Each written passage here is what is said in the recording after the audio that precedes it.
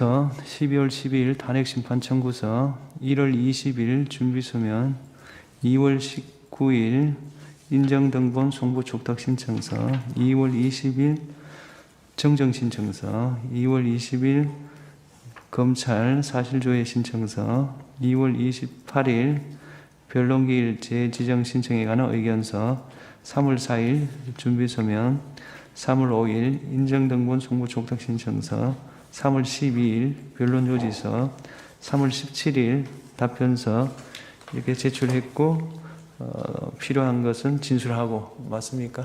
예. 예. 그다음 피청구인 측에서 12월 23일 답변서, 1월 2일 절차 진행에 관한 의견서, 1월 14일 의견서, 1월 21일 변론기일 지정 신청서 및 의견서, 2월 3일 공정하고 신속한 절차 진행 촉구, 2월 17일 의견서, 2월 19일 준비서면, 2월 24일 의견서, 2월 25일 변론기일 재지정 신청서, 3월 11일 답변서, 3월 11일 절차 진행에 관한 의견서 제출하셨고 필요한 부분 진술하는 거 맞습니까? 네. 증거에 관해서 보겠습니다. 재판부에서 몇 가지 질문을 하겠습니다. 예, 먼저 청구인 측에 질문을 하겠습니다. 그 소추 사유 중에 장시호 출정 기록 제출 거부와 관련해서 지금 청구인 주장을 보면 법무부가 보존기간 3년이 도과되어 문서가 존재하지 않는다는 이유로 제출을 거부했다라고 주장을 하고 있습니다. 네. 네, 근데 이후 서울구치소가 민사소송재판부에 3년이 경과한 장시호 출정 기록을 제출한 사실이 드러났기 때문에 보존기간 3년이 도과되어 문서가 존재하지 않는다는 법무부 해명은 거짓이다라는 취지로 주장을 하고 계시죠. 네. 예. 그런데 법무부가 2024년 8월 9일 제출한 법사위 의결 요구 자료 답변서 갑 제4호 중에입니다. 여기 내용을 보면 구체적인 출정 시각과 환소 시각에 대해서는 개인정보 또는 사생활을 이유로 제출을 거부하고 있고요.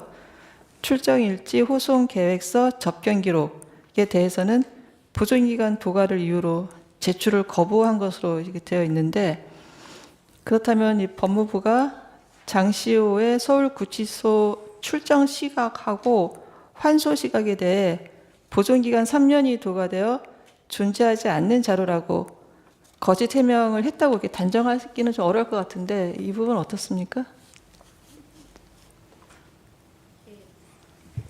증거에 박균택 위원의 자료 제출 요구서를 보면 서울구치소가 보유 관리하는 장시호에 대한 출정 일지라고 하면서 정확한 문서의 명칭은 알 수 없지만 그 명칭 여하를 불문하고 출정 일시나 내용 등이 기재된 자료라고 이야기하고 있습니다. 그리고 그게 뭐 전자자료든 뭐 문서이든 심지어 수기자료 일체 포함이라고 되어 있기 때문에 이 내용 중에 그러한 구체적으로 몇 시간 동안 얼마나 갔는지 이런 것들을 요구하는 것을 포함한다고 볼 수 있고, 그다음에 회의에서도 계속 요구하고 있는 것들이 구체적으로 나갔다가 들어온 시간입니다.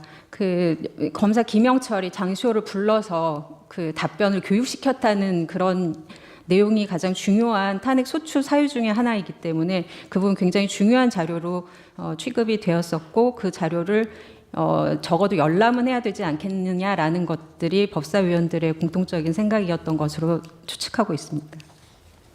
그럼 출정 시각과 환소 시각도 보존기간 3년 도과를 이유로 거부를 했다고 그렇게 보고 계시는 거예요? 예, 그렇게 보고 있습니다.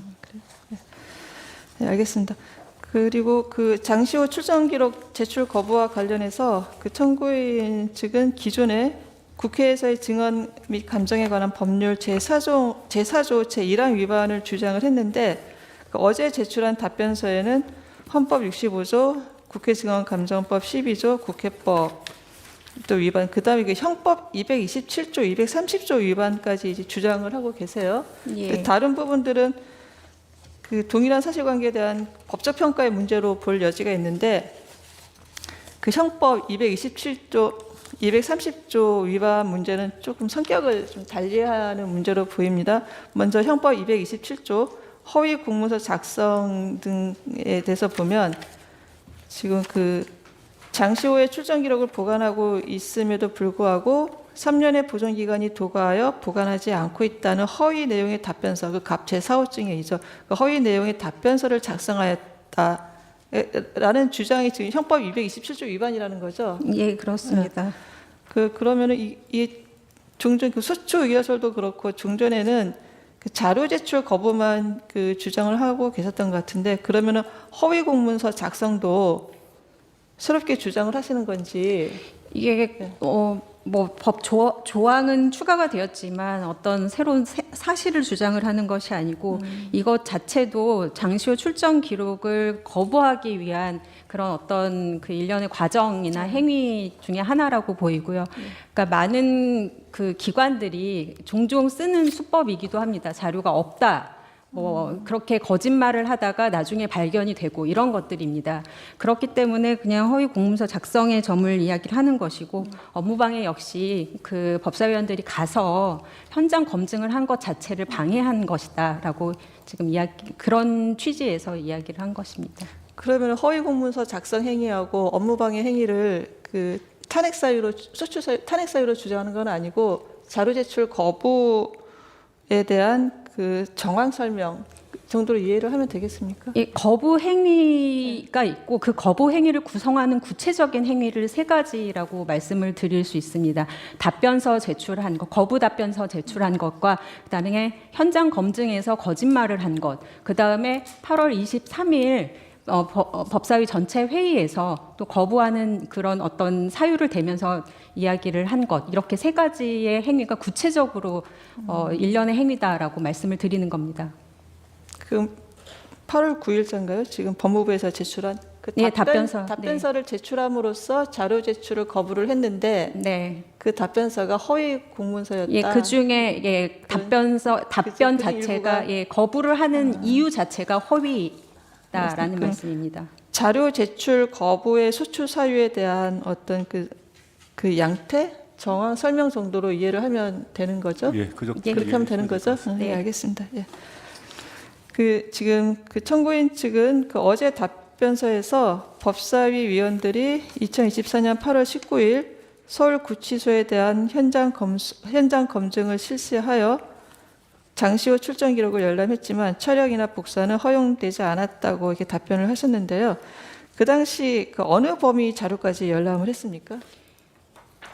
그걸 이제 가신 분한테 정확히 확인을 해야 되는 것인데, 네, 저희도 좀 의구심을 갖고 있는 것 중에 하나가, 이렇게 법사위원들이 청문회 한다고 하면서 의결까지 해서 자료 제출을 하라. 근데 자료 제출 안 하고 찾아가기까지 했는데 보여주지 않고 겨우 보여준 것을 그냥 수기로 몇 개 작성해가지고 나올 수 있도록 만든 그런 기록을 어떻게 지금 직무가 정지되어 있는 피청구인은 성명 명령을 내리자마자 당일날 그 기록을 첨부해서 제출을 했는지 굉장히 큰 의심을 가지고 있고요. 의구심을 가지고 있고요. 저희는 지금 법사위원들께, 그러니까 지금 시간이 너무 부족해서 일일이 확인할 수가 없고, 그리고 지금 법사위원들도 교체가 되신 분들도 계시거든요. 그렇기 때문에 시간을 조금 더 주시면 정말 그 의원들 진짜 열람하신 분이 수기로 무엇을 작성했는지까지 취재는 가능할 수 있을 것 같습니다. 그 피청구인이 3월 11일자 답변서에 현장 검증 당시 열람한 자료들 내역을 첨부를 했는데 그 확인하셨죠? 예, 그러니까 그 답변서를 말씀드리는 겁니다. 예. 그러니까 그 내역처럼 자료를 열람한 것은 맞습니까? 그거를 알 수가 없습니다. 확인을 아직 왜냐하면 지금 구체적으로 열람하신 분께 또 여쭤보기는 해야 될 것 같은데 의원들은 기억이 날까 싶습니다.